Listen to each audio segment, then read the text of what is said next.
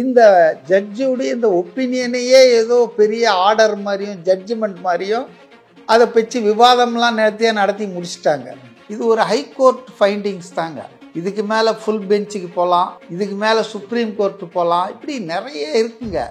என் அப்பாவை பொறுத்த வரைக்கும் இந்த இட்லி கடை தான் ஒரு வாழ்க்கை, ஒரு வாழ்க்கையே இந்த இட்லி கடை. ஒரு வம்சத்தோட கதையே இந்த கடையில் இருக்கு. தாவேகாவினர் நேற்றுலேருந்து நீதிபதிகளை கடுமையாக விமர்சிக்கிறாங்க, நீதிபதிகளுக்கு உள்நோக்கம் கற்பிக்கிறாங்க, அவங்க திமுக ஆதரவாளர்ன்ற மாதிரி எல்லாம் பேசுறாங்க. எத்தனையோ தீர்ப்புகள், ஹைகோர்ட் தீர்ப்புகளை சுப்ரீம் கோர்ட்டு தூக்கி குப்பையில் போட்டிருக்கு. போலீஸ் அவங்கள தடுத்துருக்கணும். ஏன்னா போலீஸ்க்கு அவங்க கொடுத்த நிபந்தனை 5 வாகனங்களுக்கு மேல் வரக்கூடாது, விஜயை ஃபாலோ பண்ணக்கூடாதுன்றது தான் நிபந்தனை. அப்போ 6வது வாகனம் வந்தால் நிறுத்தணும். போலீஸு ஃபெயிலியர் ஆகிருக்கு அதனுடைய நிபந்தனைகளை இம்ப்ளிமெண்ட் பண்ணுறதில்ல. கனிமொழி இப்போ வீடு வீடாக போய் கரூரில் எல்லாரையும் கன்சோல் பண்ணுறாங்க, நல்லது. ஆனால் ஏன் கள்ளக்குறிச்சியில் பண்ணாங்களா?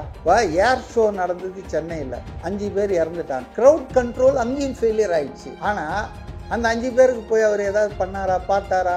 சென்னையிலே தான் இத்தனைக்கும் என்ன சொன்னார் தெரியுமா நம்ம முதல்வர்? எக்ஸசிவ் வீக்கில் அவங்க இறந்துட்டாங்கன்னு சொன்னாங்க. அமுதா ஐஏஎஸும் டேவிட்சனும் உட்காந்துக்கிட்டு ஒரு மினிஸ்டர், சீனியர் மினிஸ்டர்ஸ் பேச வேண்டியதை பேசுகிறாங்கன்னா, அப்போ இப்படி ஒரு செய்தி வந்துட்டு இருக்குது, இல்லை அதிகாரிகள் தான் ஆட்சி நடத்துகிறாங்கன்னு. அது மெய் பிட்கா மாதிரில இருக்குது. எதிர்கட்சி தலைவர் கரெக்டாக கேட்டிருக்காரு, இவங்களுக்கு என்ன வேலை? எல்லாத்த விட பொதுமக்களுக்கு மிகப்பெரிய பங்கு இருக்குது. ஒரு சிவிக் சென்ஸ் இல்லை. மீட்டிங் 4 மணினா 3 மணிக்கு தான் வரணும். விடிய காத்தால 4 மணிக்கு உட்காரக்கூடாது. கரெக்ட். ஆனால் மக்கள் நீங்கள் 12 மணிக்கு வருவார், 3 மணிக்கு வருவாருன்னு அதிகாரப்பூர்வ செய்தியாளர் சந்திப்பு, அதிகாரப்பூர்வ லெட்டர் இருக்கு. மக்கள் 12 மணி 1 மணிக்கு வராங்க. ஆனால் நீங்கள் 7 மணிக்கு வரக்கூடாதுல்ல, அது தப்பு இல்லை. பட் விஜய்க்கு இதில் என்ன பங்கு இருக்கு? விஜய் கட்சியில் லோக்கல் ஆர்கனைசர்ஸ், இம்பார்ட்டன்ட் ஃபங்க்ஷனரி தப்பு பண்ணியிருக்காங்க. ஆனால் விஜய்க்கு இதில் என்ன பங்கு? கூட்டம் சேரணுன்றதுக்காக அவர் பண்ணாரா? இல்லை, ஒருவேளை நாமக்கல்ல குறித்த நேரத்துக்கு போயிருந்தா கரூர்லேயும் குறித்த நேரத்துக்கு வந்திருக்க முடியும். அக்டோபர் 5 முதல் உங்கள் ஜெயச்சந்திரன் இப்போது மிக பிரம்மாண்டமாக கீழ்கத்தலையில். ஆச்சி ராயல் குலோப் ஜாமுன் பேக்ஸ், 1 வாங்கினால் 1 இலவசம். நியூஸ் கிளிட்ஸ் நேயர்களுக்கு வணக்கம். இன்றைய சிறப்பு நேர்காணலில் நம்மோடு அரசியல் விமர்சகர் திரு சி கே மதிவாணன் நம்மோடு இணைந்திருக்கிறார். அவரை வரவேற்று நிகழ்ச்சிக்குள் போகலாம். சார் வணக்கம். சார் வணக்கம். சரி, இன்னைக்கு விஜயோடைய வாகனத்தை ஏன் பறிமுதல் பண்ணலை அப்படிங்கிற மாதிரியான திரும்பவும் அந்த கேள்விகள். நேற்று நீதிமன்றம் கடுமையான கேள்விகளை விஜயை நோக்கி வச்சுருந்தாங்க. விஜய் தரப்பிலிருந்து இன்னும் பதில் வரல. சிடிஆர் நிர்மல்குமார், புசி ஆனந்த், ஆதவர்ஜுனா கைது செய்யப்படலாம்ங்கிற மாதிரியான தகவல்கள் வந்துட்டுருக்கு. அடுத்த கட்டம் எப்படி நகரும்னு நினைக்கிறேன்? சட்ட போராட்டம், சட்ட பிரச்சனைகள்னு சொன்னாலே it will take its own time. 2வது, நம்ம ஊடகங்கள் ஈர பேனாக்கி பேனை ஊதி பெருக்கிட்டு இருக்காங்க. வழக்கமாக நீதிமன்றங்களில் நீதி அரசர்கள் அப்சர்வேஷன் போது விசாரணையில் சில ஒப்பீனியன் எக்ஸ்பிரஸ் பண்ணுவாங்க. That will not form part of the judgement or order. ஆனால் நமது ஊடகங்கள் தான் பரபரப்புக்கு பஞ்சம் இல்லாத ஊடகங்களாச்சே. அவர் சொல்ல சன் நியூஸ்லேயும் மற்ற ஊடகங்கள்லேயும் போட்டுக்கிட்டே இருக்காங்க. அது அன்எத்திக்கல் ரிப்போர்ட்டிங் நான் நினைக்கிறேன். ஒரு கோர்ட்டில் ஒரு ஜட்ஜ்மெண்ட் என்ன வருதோ அதை வச்சு தான், based on the judgement order, அதை வச்சு தான் நம்ம இப்போ பாருங்கள், இன்றைக்கி காலையில் செய்தி பத்திரிகைலாம் தெளிவாக போட்டிருக்காங்க, ஆங்கில நாளிதழ்களிலும் தமிழ் நாளிதழ்களிலும். ஆனால் நேற்றைய தினம் தொலைக்காட்சியில் பார்த்தீங்கன்னா ஏதோ விஜயை சிலுவையில் ஏற்ற போகிறாங்க மாதிரியும், கழுவில் ஏற்ற போகிறாங்க மாதிரியும் அப்படின்னு ஒரு செய்தியை பரப்பரப்பாக்குறாங்க.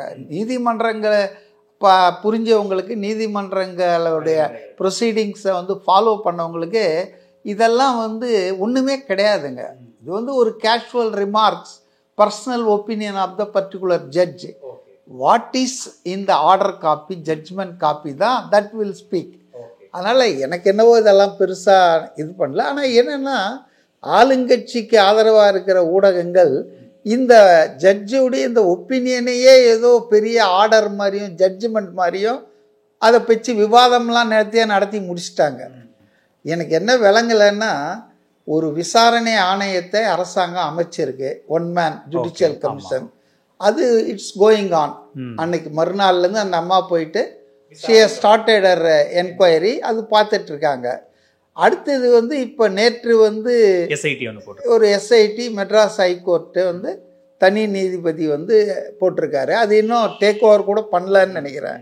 அப்படி இருக்கும்போது இவங்க மீடியா வந்து ப்ரீ ட்ரையல் நடத்தி ப்ரீ ஜட்ஜ்மெண்ட்டே கொடுக்குறதுன்றது இவர் தான் காரணம், இவர் தான் பொறுப்பு, இவர் தான் குற்றவாளின்ற மாதிரி அது பப்ளிக் மத்தியில் சித்தரிக்கிறதுக்கு பயன்படலாம ஒழிய சட்ட ரீதியாக அது செல்லுபடி ஆகாதுங்க. ரெண்டாவதுங்க, இது ஒரு ஹைகோர்ட் ஃபைண்டிங்ஸ் தாங்க. இதுக்கு மேலே ஃபுல் பெஞ்சுக்கு போகலாம், இதுக்கு மேலே சுப்ரீம் கோர்ட்டு போகலாம், இப்படி நிறைய இருக்குங்க. நம்ம எம்ஆர் ராதா, நடிகவேல் எம்ஆர் ராதா அந்த காலத்தில் ஒரு விஷயத்த சொல்லுவார், இப்போ சொன்ன பொருத்தமாக இருக்கும்னு நினைக்கிறேன்.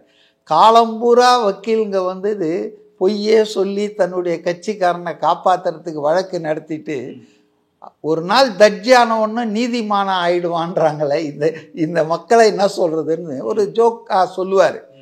ஆக்சுவலி வக்கீல்கள் தானேங்க ஜட்ஜ் ஆகுறாங்க.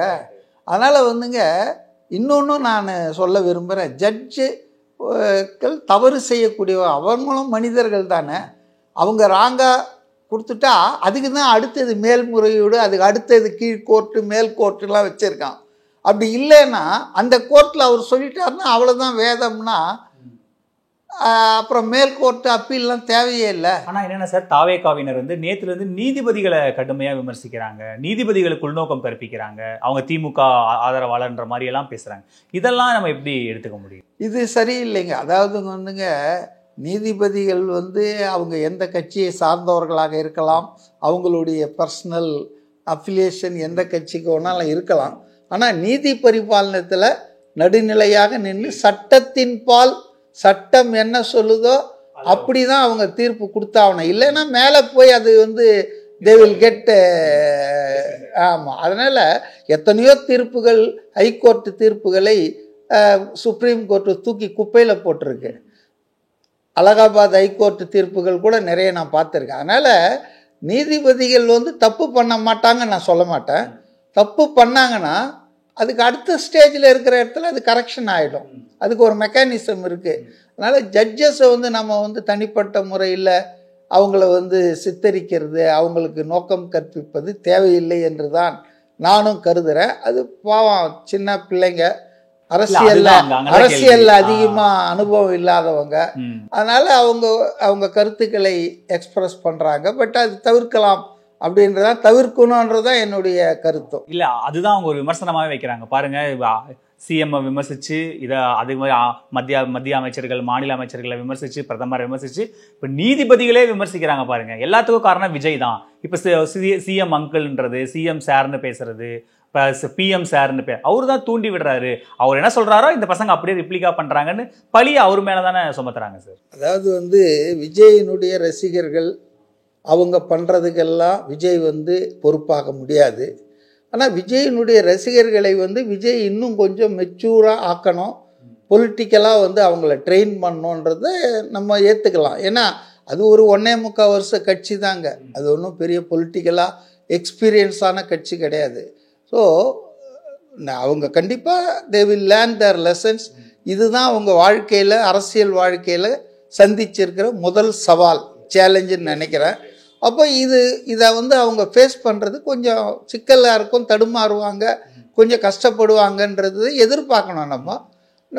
அப்புறம் அவங்க பழகிடுவாங்கன்னு நான் நினைக்கிறேன். அதாவது இந்த நீதிமன்றத்தில் நீங்கள் முதல்ல கேட்டீங்க பாருங்கள், அதாவது அந்த வாகனத்தை வந்து பறிமுதல் ஏன் பண்ணலைன்னு நீதி அரசர் கேட்டார்னு. இப்போ லேட்டஸ்ட் செய்தி, அதை பறிமுதல் செய்வதற்கு கரூர்லேருந்து ஒரு டீம், போலீஸ் டீம் வந்து கிளம்பியாச்சு. அநேகமாக இந்த நம்ம பேசிகிட்டு இருக்கிற நேரம் பறிமுதல் செய்திருந்தாலும் செய்திருக்கலாம். ஆனால் அதில் எனக்கு ஒரு சின்ன டிஃப்ரெண்ட் ஒப்பீனியன் இருக்குங்க. அதாவது வந்து அது சென்னை உயர்நீதிமன்றத்தில் வந்த கேஸ் தான் நினைக்கிறேன். அது எதுக்காக இந்த சம்பவம், இந்த காணொலியெல்லாம் போட்டாங்க, அது எந்த வழக்கின் அடிப்படையில் நமக்கு தெரியாது. ஏன்னா டீட்டெயில்ஸ்லாம் எனக்கு புரியல. ஆனால் வந்து ஒரு லேமேனாக, ஒரு பார்வையாளராக பார்க்கும்போது ஒரு வண்டி ரோடு ஆக்சிடெண்ட் நடக்குது, ஹிட் அண்ட் ரன் அப்படின்னு தானே சொல்கிறாங்க. அப்படின்னு சொன்னால் ஃபர்ஸ்ட் ஆஃப் ஆல் கம்ப்ளைண்ட் இருக்கணும். அதாவது அவங்க இடிச்சிட்டு போயிட்டாங்க, நிறுத்தாமல் காயப்படுத்திட்டுனா பாதிக்கப்பட்டவர்கள் ஒரு போலீஸ் ஸ்டேஷனில் புகார் கொடுத்துருக்கணும், இல்லை போலீஸ் வந்து ஒரு கேஸ் தன்னாகவே கூட ஃபைல் பண்ணியிருக்கலாம். இப்படி எதுவுமே இல்லைங்க. ரெண்டாவது, அந்த வண்டியில் போகிறவங்க மேலே அந்த காணொலியை நான் பார்த்தேன், அதில் எந்த தப்பும் இல்லை. இந்த பிள்ளைகள் தான் ஓவர் ஆங்ஸைட்டியில் இவங்க வழக்கம் போல் குறுக்க நிற்க போய் மோதி விழறாங்க. அவங்க யாரும் கம்ப்ளைண்ட்டும் கொடுக்கல. அதுக்கப்புறம் அவங்க எழுந்துட்டு அவங்க போயிட்டு அவங்க பாட்டுன்னு அந்த கட்சி தலைவர் அந்த பஸ்ஸை ஃபாலோ பண்ணிட்டு போகிறாங்க.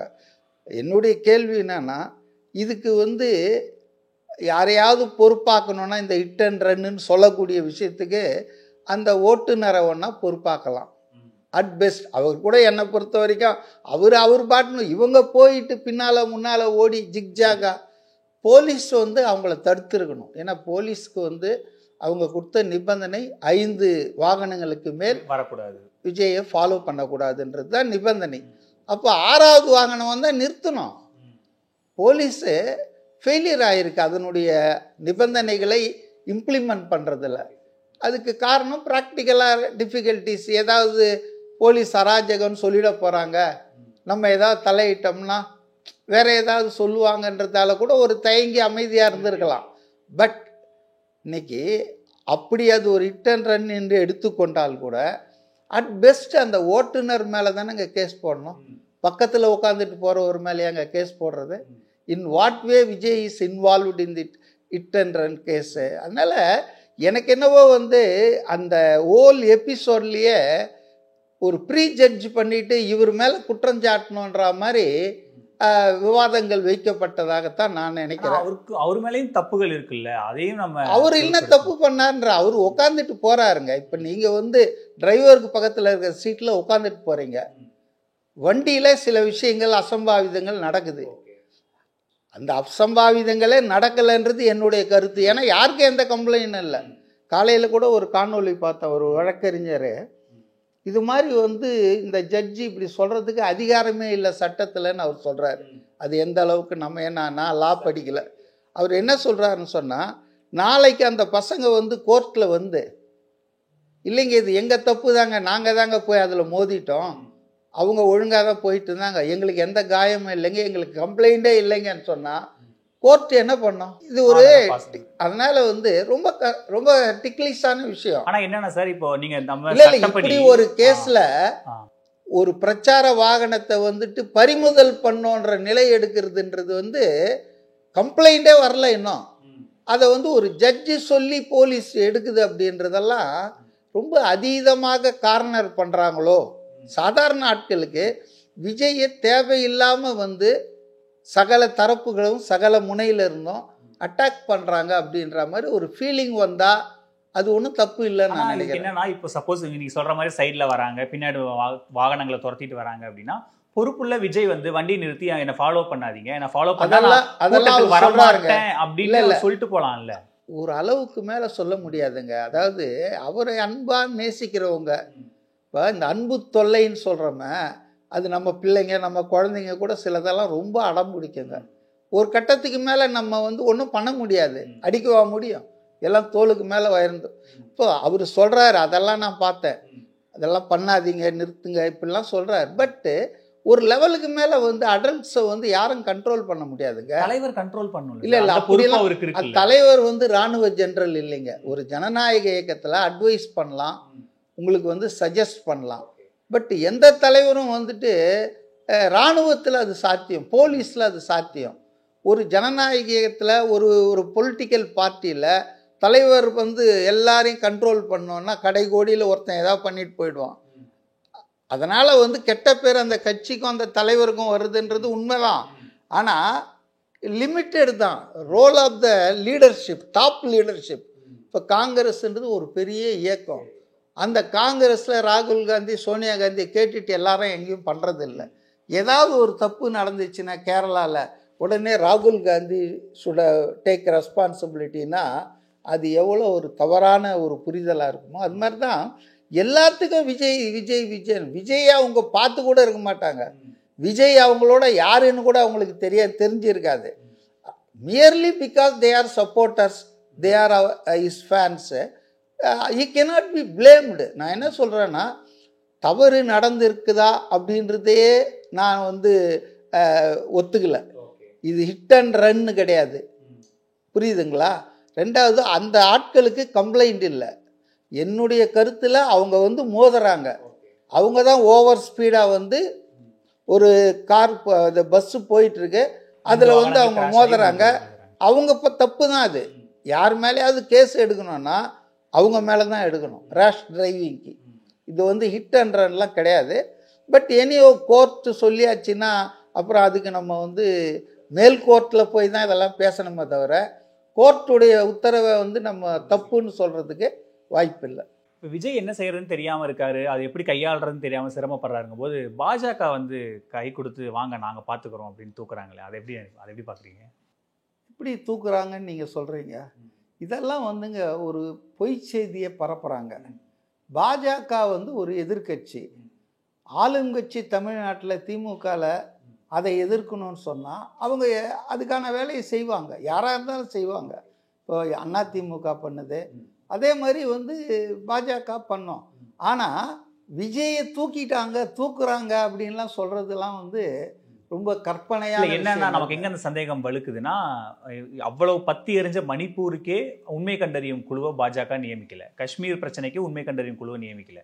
இப்படி இருக்கும்போது ஒரு கரூர் பிரச்சனை, ஒரு ஸ்டாம்பைடு மாநில அரசு கட்டுப்பாட்டில் இருக்கு, மாநில அரசு அதை பார்த்துக்கிறாங்க, முதலமைச்சர் களத்தில் இருக்காருங்கும் போது நாங்க ஒரு குழு அனுப்புறோம், அந்த குழு வந்து அந்த உண்மையை சொல்லட்டும் அப்படின்னு ஒரு குழு அனுப்புறாங்க. அந்த குழு போயிட்டு முதலமைச்சருக்கு ஒரு கடிதம் எழுதுறாங்க, முழுக்க முழுக்க இதுக்கு மாநில அரசு தான் பொறுப்புன்னு அந்த குழு டிக்ளேர் பண்றாங்கல்ல, அங்கிருந்து தானே இந்த சந்தேகம் வருது நமக்கு. ரைட், நீங்கள் கேட்குறதுல சரி நியாயம்.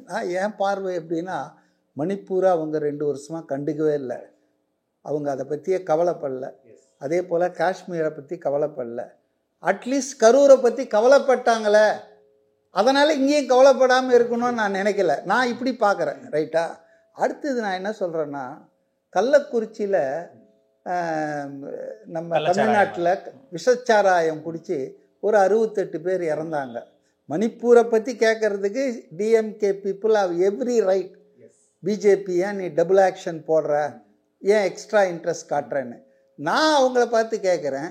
கள்ளக்குறிச்சியில் 68 பேர் விஷச்சாராயம் அருந்தி இறந்தாங்க. அது வந்து மெட்ராஸ்லேருந்து 3 மணி நேரம் கார் ஜேர்னி தான்.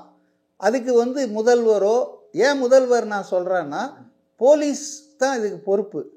இந்த மாதிரி கள்ளச்சாராயம் போலீஸ் ஸ்டேஷன் பின்னாலேயே காய்ச்சினாங்கன்றது தான் பின்னால் தகவல் வந்தது.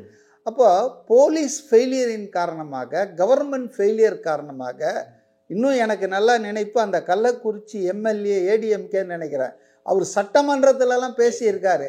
அப்போது இவ்வளோ விஷயம் நடந்த பிறகும் இதை அனுமதிச்சதுனால ஒரு 68 அப்பாவிகள் இறந்து போனாங்க. கரூரில் இறந்தாத அப்பாவிகள் மாதிரி தான் கள்ளக்குறிச்சி உயிர்களும் அப்பாவி. எனக்கு நல்ல ஞாபகம் இருக்குது, அப்பா அம்மா 2 பேருமே கள்ளச்சாராயம் குடிச்சிட்டு இறந்துட்டாங்க. பிள்ளைங்க 2, ஒரு பையன் பொண்ணு அனாதையாக நின்ன காட்சியெல்லாம் என் கண் முன்னால் இருக்குது. அப்போது ஏன் வந்து கரூருக்கு ராத்திரியோட ராத்திரியாக போயிட்டு விடிய காத்தால் வர்ற அளவுக்கு உங்களுக்கு இருந்ததுன்னா அதை தப்புன்னு சொல்ல. மணிப்பூருக்கு போகாதவங்க கரூருக்கு வந்தாங்களே நல்லதுன்ற மாதிரி, கள்ளக்குறிச்சிக்கு உங்களால் போக முடியல, அட்லீஸ்ட் கரூருக்கு போய் பார்த்தது நல்லதுன்னு தான் சொல்கிறேன். ஆனால் ஒவ்வொரு அரசியல் கட்சிக்கும் எப்படி இருக்குது பாருங்கள், தனக்கு ஏதாவது நெகட்டிவாக இருக்குன்னா, ஆட்சிக்கு எதிராக ஒரு விஷயம் நடந்ததுன்னா அதை பற்றி பார்க்க மாட்டாங்க. நான் கேட்குறேன், நம்ம கனிமொழி இப்போ வீடு வீடாக போய் கரூரில் எல்லாரையும் கன்சோல் பண்ணுறாங்க, நல்லது. ஆனால் ஏன் கள்ளக்குறிச்சியில் பண்ணாங்களா? அப்போவும் அவங்க எம்பி தானே, அப்போவும் துணை பொதுச் செயலாளர் தானே. அப்போ என்னன்னா எல்லாருமே, அது எல்லா அரசியல் கட்சி, நான் திமுகன்னு சொல்ல, ஆளுங்கட்சியாக இருந்தால் ஒரு ஸ்டாண்ட் எடுக்கிறாங்க, எதிர்கட்சியாக இருந்தால் ஒரு டிஃப்ரெண்ட் ஸ்டாண்ட் எடுக்கிறாங்க. இது கூடாதுன்ற. இப்போ ஏர் ஷோ நடந்தது சென்னையில், முதல்வர் உட்காந்து ஃபேமிலியோட ரசித்தார், 5 பேர் இறந்துட்டாங்க. அங்கேயும் ஓவர் க்ரௌடிங் தான், போலீஸ் இன்டெலிஜென்ஸ் ஃபெயிலியர் ஆகிடுச்சு, இவ்வளோ பேர் வரப்போகிறாங்கன்னு தெரியாது. 2வது க்ரௌட் கண்ட்ரோல் அங்கேயும் ஃபெயிலியர் ஆகிடுச்சு. ஆனால் அந்த 5 பேருக்கு போய் அவர் ஏதாவது பண்ணாரா, பார்த்தாரா? சென்னையிலே தான் இத்தனைக்கும் என்ன சொன்னார் தெரியுமா நம்ம முதல்வர்? எக்ஸசிவ் வீட்டில் அவங்க இறந்துட்டாங்கன்னு சொன்னார். ஸோ அதனாலங்க கரூரில் நடந்ததுக்கு இவ்வளோ பெருசுப்படுத்துகிறாங்க. அதாவது அது வந்து தேவையில்லாமல் பூதாகரம், அது ஒரு பெரிய ட்ராஜடி. எப்படி கள்ளக்குறிச்சி ஒரு பெரிய ட்ராஜடியோ அதே மாதிரி கரூர் பெரிய ட்ராஜடி, நான் அதை மறுக்கல. ஆனால் கள்ளக்குறிச்சியை கண்டுக்காமல் விட்டவங்கெல்லாம் கரூர் ட்ராஜடியை அப்படியே உலகத்திலேயே இதுதான் முதல் தடவையாக நிகழ்ந்ததுன்னு பேசுறது, அதுல தான் அரசியல் ஆதாயம் பெறும் முயற்சி இருக்கு. திமுகவுக்கும் அரசியல் ஆதாயம் இருக்கலாம், ஈவன் பாஜகவுக்கும் இந்த விவகாரத்துல நம்ம போய் தாவேக்காவுக்கு ஹெல்ப் பண்ணலாம்னு அரசியல் ஆதாயம் இருக்கலாம். தாவேக்காவுக்கு ஹெல்ப் பண்ணலாம்னு இல்ல, நீங்க அதை கொஞ்சம் திருத்திங்க. திமுகவுக்கு தொல்லை கொடுக்கலாம். அதாவது ஏதாவது ஒரு கம்பை எடுத்து அடிக்கணும்னா கிடைக்கிற கம்பெல்லாம் எடுத்து அடிக்கணும் இல்லையா? அது மாதிரி பாஜக wants to use this incident, tragic incident to harass DMK government. நான் என்ன கேட்குறேன்னா, எதிர்கட்சியாக இருந்தால் என்ன அரசியல் பண்ணாமல் அவியலா பண்ணுவாங்கன்னு ஸ்டாலின் கேட்டார்ல, இதே நான் கேட்குறேங்க, எடப்பாடி கவர்மெண்ட்டில் இது நடந்திருந்தால் என்னெல்லாம் பேசியிருப்பார் Stalin as a opposition leader? நம்ம பார்த்துருக்கோம் இல்லை, தூத்துக்குடி துப்பாக்கி சூடுக்கு என்ன பேசினாங்க, சாத்தான்குளம் அப்பா பையன் கொன்னதுக்கு ஏதோ எடப்பாடியே போய் அடிச்சு கொண்டா மாதிரிலாம் பேசிட்டு இருந்தாங்க. அப்போ போலீஸ் மேல என்ன விமர்சனம் வச்சாங்க, காவல்துறை மேல எந்த அளவுக்கு. இப்ப காவல்துறையை பத்தி பேச மாட்டேன்றாங்களே. நான் என்ன சொல்றேன்னா, பி ஃபேர், நடுநிலையா இருங்க. ஆட்சி கட்சியை நீங்க என்ன ஒன்னா பேசுங்க.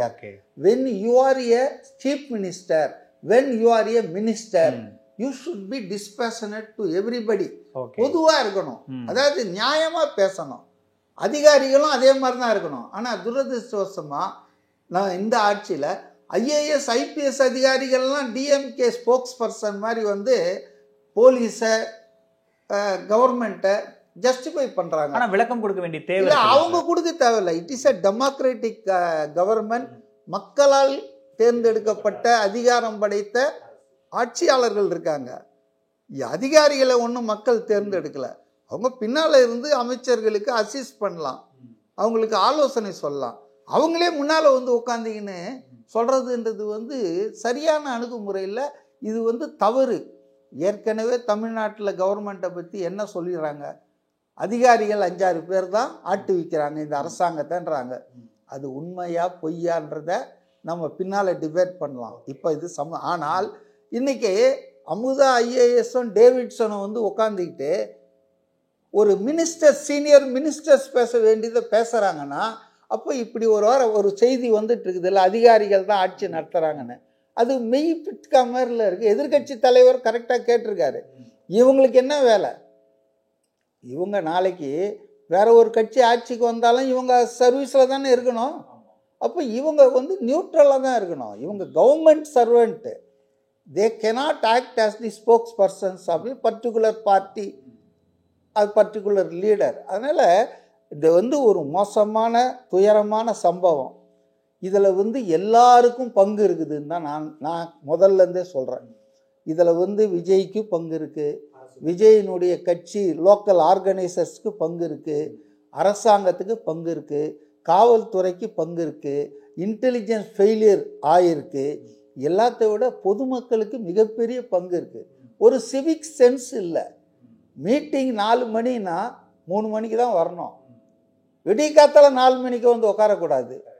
புரியுதுங்களா? இதெல்லாம் வந்து விஜய் வந்து எல்லாரும் 4 மணிக்கு வந்து உட்காருங்க, சாயந்தரம் 4 மணிக்கு தான் நான் வருவேன், நீங்களாம் விடிய காத்தால வருங்க, நான் விக்கிரவாண்டியில் சொன்னார். ஸோ இதெல்லாம் வந்து சிவிக் சென்ஸ் இருக்கு. ஆனால் மக்கள் நீங்கள் 12 மணிக்கு வருவார், 3 மணிக்கு வருவாருன்னு அதிகாரப்பூர்வ செய்தியாளர் சந்திப்பு, அதிகாரப்பூர்வ லெட்டர் இருக்குது. மக்கள் 12 மணி 1 மணிக்கு வராங்க. ஆனால் நீங்கள் 7 மணிக்கு வரக்கூடாதுல்ல, அது தப்பு இல்லை. இல்லை, அதைத்தான் ஒரு முக்கியமான பாயிண்ட் நேற்று மதுரை ஹைகோர்ட் விசாரணையில் வெளியே வந்திருக்கு.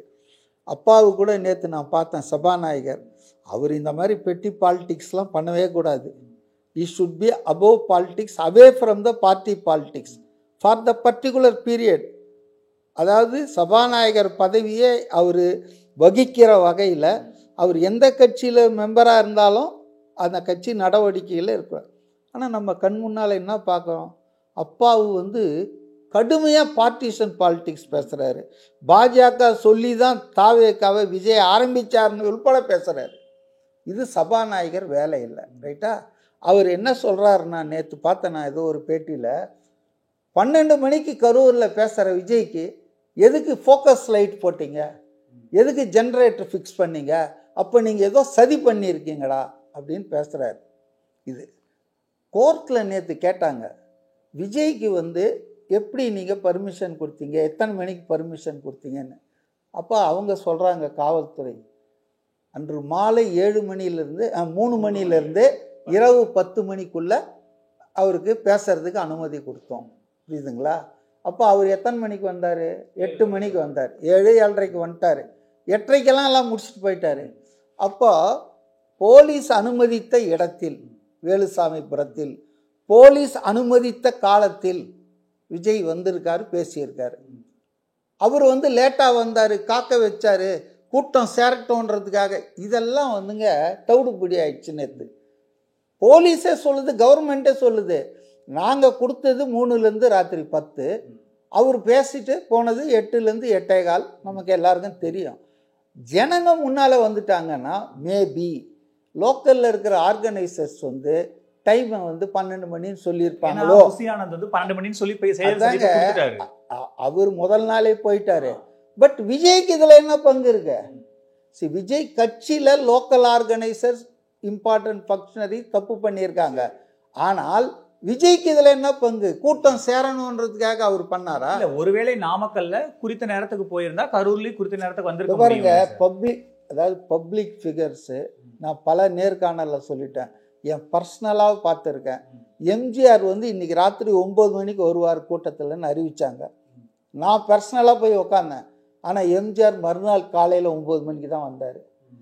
This is happening for the last few decades. பல ஆண்டுகளாக தலைவர்கள் அவங்க ஷெடியூல் போட்டு வருவாங்க. அந்த மாதிரி வரும்போது வழியில் மக்களுடைய வரவேற்பு, அன்பு தொல்லைகள், அதனால் டிலே ஆகிறது வந்து சாத்தியம்தான். இதை போய் ஒரு பெரிய அவர் என்ன டியூட்டிக்காக வர்றாரு? 7 மணி டியூட்டிக்கு வர வேண்டிய விஜய் ஏன் 7:05க்கு வந்தாருன்னு கேட்கறதுக்கு. Is a political party லீடருங்க.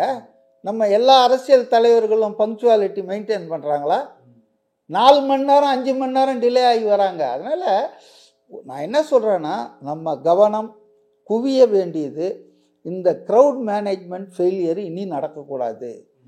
இது மாதிரி பப்ளிக் பிளேஸில் ஆட்கள் கூடும்போது எக்ஸிட் பிளேஸ் இல்லாமல், அவங்க தப்பி போகிறதுக்கு வழி இல்லாமல், இவ்வளோ குறுகலான இடத்துல அனுமதி கொடுக்கக்கூடாதுன்னு இன்னொரு விஷயத்தை நான் பின் பாயிண்ட் பண்ண விரும்புகிறேன். அவர் பேர்னா ஏடிஎம்கே எம்பி இன்பதுரை ஒரு லெட்டரை அவர் ஃபோக்கஸ் பண்ணுறார். ஜனவரி மாதம் ஏடிஎம்கேக்கு இதே வேலுசாமிபுரத்தில் எழுதி கேட்டதுக்கு கூட்டம் நடத்த தகுதியற்ற இடம், அரசியல் கூட்டங்கள் சொல்லி போலீஸ் அதுக்கு அனுமதி மறுத்திருக்கு. ஜனவரி மாதம் தகுதியற்ற இடமா இருந்த வேலுசாமிபுரம் எப்படி செப்டம்பர் மாதம் தகுதியான இடமா மாறிச்சுன்றதுக்கு போலீஸ் விளக்கம் சொல்லணும். அடுத்தது என்ன சொல்கிறாங்கன்னா, அவங்க தான் கேட்டாங்க, தாவேக்கா தான் இந்த இடத்த, அதுவே சுத்த போய். எனக்கு தெரிஞ்ச வரைக்கும் அவங்க வேற இடங்கள்லாம் கேட்டாங்க, அதெல்லாம் இல்லைன்னு கொஞ்சம் போலீஸ் வந்து இதை சஜஸ்ட் பண்ணி இதை எடுத்துங்கன்னு கொஞ்சம் வேற வழி இல்லாமல் அதை ஒத்துக்கிட்டாங்க. ஏன்னா முதல் நாள் வரைக்கும் இந்த பஞ்சாயத்து நடக்குது. கரூர் ட்ரிப்பே பார்த்தீங்கன்னா திடீர்னு மாற்றப்பட்ட ட்ரிப்பு தான். இது வந்து ஒரிஜினல் ஷெடியூலில் இல்லை. அதனால் வந்துங்க எல்லாமே ஹாட்ச் போச்சில் நடந்தது. நான் என்ன கேட்குறேன்னா, ஒரு கூட்டம் நடத்த தகுதியற்ற இடம்னு போலீஸை டிக்ளேர் பண்ணியிருக்க ஒரு இடத்த ஒருத்தன் வந்து கேட்குறான்னு வச்சிங்களேன், தொந்தரவு பண்ணி கேட்குறா கூட கொடுக்கலாமா போலீஸு? இப்போ எப்படி இதை கொடுத்தாங்க? ஸோ அதனால் வந்துங்க காவல்துறைக்கு இதில் வந்து ரெஸ்பான்சிபிலிட்டி இருக்குது. அதே போல் இன்டெலிஜென்ஸ் ஃபெயிலியருங்க. இப்போ நீதி அரசர்கள்லாம் கூட கேட்குறாங்க, 10,000 பேர் வருவாங்கன்னு சொல்லிட்டு எப்படி 27,000 பேர் வந்தாங்கன்னு கேட்குறாங்க. நீங்களும் நானும் தப்பு பண்ணலாம். அதை கணிக்கிறது தான் இன்டெலிஜென்ஸுக்கு. ஏன் அதை நான் ஸ்ட்ரிவியராக சொல்கிறேன்னா, இவர் திடீர்னு வரல கரூருக்கு, அதுக்கு 2 சனிக்கிழமையில் 4-5 ஊர் சுற்றிட்டு தான் வராரு. அப்போது கலெக்டரோ எஸ்பியோ மெனக்கெட்டு அந்தந்த ஊரில் எப்படி இருந்தது இப்போ உங்களுக்கெல்லாம் தெரியும்.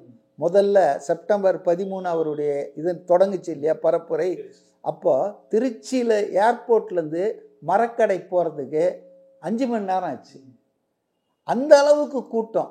ஸோ அதே போல் தான் திருவாரூர், நாகப்பட்டினம், நாமக்கல்லில் ஒரு லோக்கல் ரெசிடெண்ட் என்கிட்ட சொன்னார், அவருடைய ஹிஸ்ட்ரியில் அவருக்கு வயசு 40-50 ஆச்சு.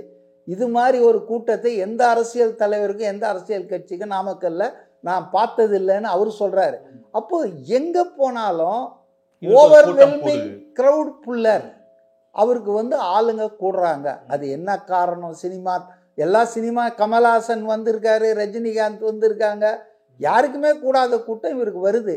அதுக்கு காரணம் நான் நினைக்கிறேன் மாற்றம் வேணும்னு மக்கள் மனநிலையில் இருக்காங்க. 2 கட்சியை பார்த்தாச்சு 50-60 வருஷமா மாறி மாறி இவங்க தானே ஆண்டிருக்காங்க. அப்போ ஒரு ஆள் புதுசாக வரட்டும் அப்படின்ற அந்த உணர்வால் தான் கூட்டம் இவருக்கு ஏறுது. இது வந்து இன்டெலிஜென்ஸ் காஜ் பண்ணியிருக்கணுமா வேணாமா? அப்போ அவங்க என்ன சொல்லணும், இந்த இடத்துல இவ்வளோ, அதாவது 10,000 பேர் தான் வராங்கன்னு தாவேக்கா சொன்னது உண்மையாகவே இருக்கட்டும், நான் அதை ஒத்துக்கிறேன். They are not masters, they are not intelligence people. அவங்களுக்கு தெரியாததெல்லாம் உங்களுக்கு தெரிஞ்சிருக்கணுமா? உங்ககிட்ட எல்லா இதுவும் இருக்குது, கவர்மெண்ட் அப்பரேட்டஸ். அப்போ நான் வந்து I am not blaming entirely police, entirely administration, government. எல்லாருக்கும் அதில் பங்கு இருக்கு, எல்லாரும் பொறுப்பு எடுக்கணும். இப்போ ஆர்கனைசர்ஸ் என்ன தப்பு பண்ணியிருக்காங்கன்னு நான் சொல்கிறேன் கேளுங்க.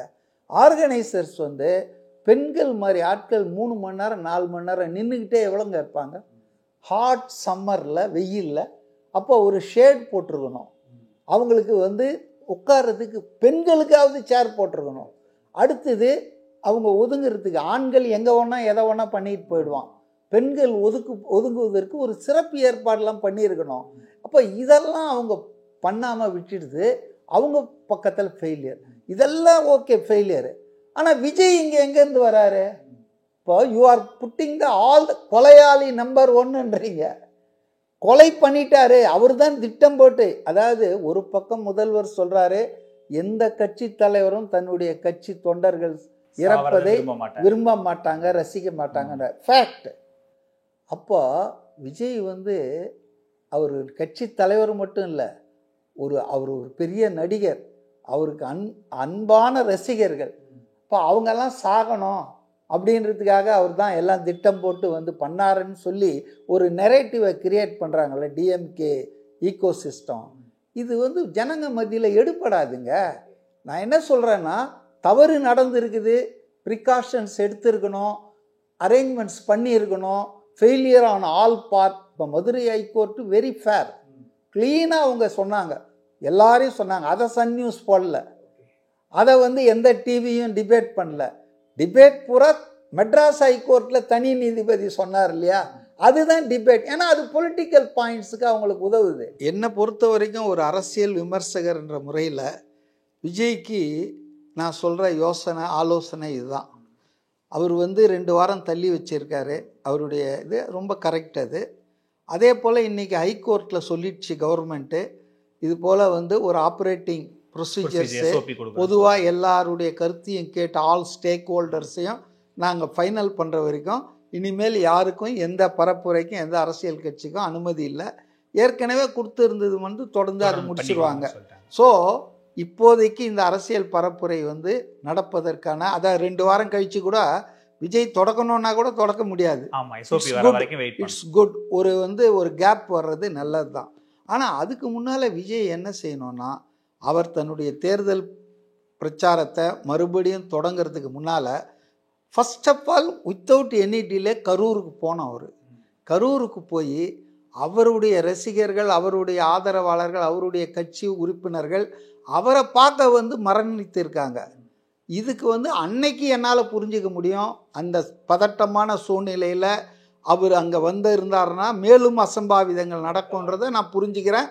அதனால் அவர் அன்னைக்கு திரும்ப கரெக்ட். ஆனால் இப்போ 1 வாரம் ஆகிப்போச்சு, டஸ்ட் ஹஸ் செட்டில்டு. இப்போ அவர் போனோம். இப்போ அவர் போகிறதுக்கு வந்து போலீஸ் பர்மிஷன் கேட்குறேன், நான் கோர்ட்டில் அனுமதி கேட்குறேன், இதெல்லாம் தேவையே இல்லை. Is a free citizen. India பூரா அவர் எங்கே வேணால் போகலாம். இப்போ அவர் போயிட்டு வந்தார் நம்ம அஜித் குமாருக்கு, இரவு 7:30 மணிக்கு திடீர்னு போனார், போயிட்டு உதவி பண்ணிட்டு வந்தார். அது மாதிரி அவருக்குன்னு பர்சனல் செக்யூரிட்டி இருக்குல்ல, ஒய் கேட்டகரி ஸ்டாஃப் இருக்காங்கல்ல, சென்ட்ரல் கவர்மெண்ட் கொடுத்துருக்கு, அது போதும். அவர் போய் தனியாக பெரிய கும்பல்லாம் சேர்க்காம ஒரு 4-5 பேர் அவங்க முக்கியமான ஆட்களை கூப்பிட்டு போயிட்டு ஈச் அண்ட் எவ்ரி ஃபேமிலியை அவர் மீட் பண்ணி அவங்களுக்கு வந்து கண்டோலன்ஸ் ஆஃபர் பண்ணணும். அதை பண்ணாமல் அடுத்த அரசியல் பயணம்ன்றது அவர் பண்ணார்னா அது நல்லாதாகவே இருக்காது, தர்மமாகவும் இருக்காது. ரைட்டா? அதனால் நான் என்ன சொல்கிறேன்னா, அவர் போலீஸில் இப்போ செய்திகள் வருது, அது எந்த அளவுக்கு உண்மைன்னு தெரில, போலீஸ்கிட்ட பர்மிஷன் கேட்டிருக்காங்க, கோர்ட்டில் அவங்க கேட்க, இதெல்லாம் தேவையே இல்லை. எப்போ தேவை வரும்னா அவர் போகும்போது டிஸ்ட்ரிக்ட் அட்மினிஸ்ட்ரேஷனோ டிஸ்ட்ரிக்ட் போலீஸோ ஸ்டேட் போலீஸோ கரூருக்குள்ளே நீங்கள் நுழையக்கூடாது, பொது அமைதிக்கு பங்கம் வரையும், பப்ளிக் ஆர்டர் டிஸார்டர் ஆகும் அப்படின்னு தடுக்கலாம். தடுக்கிறதுக்கு அதிகாரம் இருக்குது. இந்த மாவட்டத்துக்குள்ளவே நுழையக்கூடாதுன்னெலாம் யாரெல்லாம் சொல்லலாம். அதனால் உங்களை அப்படி தடுக்கும் பட்சத்தில் அப்போ தான் நீங்கள் கோர்ட்டுக்கு போகணும். அந்த கோர்ட்டை விட மக்கள் மன்றம் பார்த்துட்டு தான் இருக்குது எல்லாத்தையும். என்னடா ஒரு பக்கம் தங்கலை பார்க்கலை ஓடியாந்துட்டாருன்னா இப்போ அவர் போனால் விட மாட்டேன்றானுங்க. So the government will get exposed. அதனால் விஜய் இம்மிடியட்டாக செய்ய வேண்டியது போதும் அவன் இந்த ஃபேமிலியெல்லாம் போய் பார்த்து பண்ணோம். எனக்கு கிடைக்கிற தகவல் என்ன தெரியுங்களா, கரூரில் நிறைய ஊடக நண்பர்கள் அந்த இறந்த குடும்பங்கள் உள்பட எல்லார்கிட்டையும் போய் பார்த்து பேசி பேட்டி எடுத்திருக்காங்க போன வாரம். எல்லாரும் என்கிட்ட சொன்ன ஒரு வார்த்தை என்னென்னா, பிணத்தை கடத்தி வச்சிருக்கிற வீட்டில் கூட என்ன சொல்கிறாங்கன்னா, விஜய் சார் மேலே எந்த தப்பும் இல்லை, அவர் மேலே எங்களுக்கு எந்த கோபமும் இல்லை, அவர் எந்த தப்பும் பண்ணலை அப்படின்னு தான் சொல்கிறாங்களாம். ஸோ அப்படிப்பட்ட இதை தானே விஜய் அக்னாலேஜ் பண்ணியிருந்தார. கரூர் மக்கள் பேசுறது எனக்கு கடவுளே கீழே இறங்கி உண்மையை பேசுகிற மாதிரி இருக்குதுன்னு he has acknowledged that fact. அப்போ அப்படியாப்பட்ட மக்களை நீங்கள் இன்னும் டிலே பண்ணக்கூடாது. நீங்கள் போய் பார்க்கணும், ஆறுதல் சொல்லணும், இரங்கலை தெரிவிக்கணும், அனுதாபத்தை கன்வே பண்ணணும். அதுக்கப்புறம் தான் அரசியல் பிரச்சாரம் மற்றதெல்லாம் அப்படின்றது தான் என்னுடைய ஆலோசனை. நன்றி சார். இவ்வளோ நேரம் நேரத்தை எங்களோட செலவழிச்சதுக்கு ரொம்ப நன்றி சார். என் அப்பாவை பொறுத்த வரைக்கும் இந்த இட்லி கடை தான் அவர் வாழ்க்கை, அவர் வாழ்க்கையே இந்த இட்லி கடை.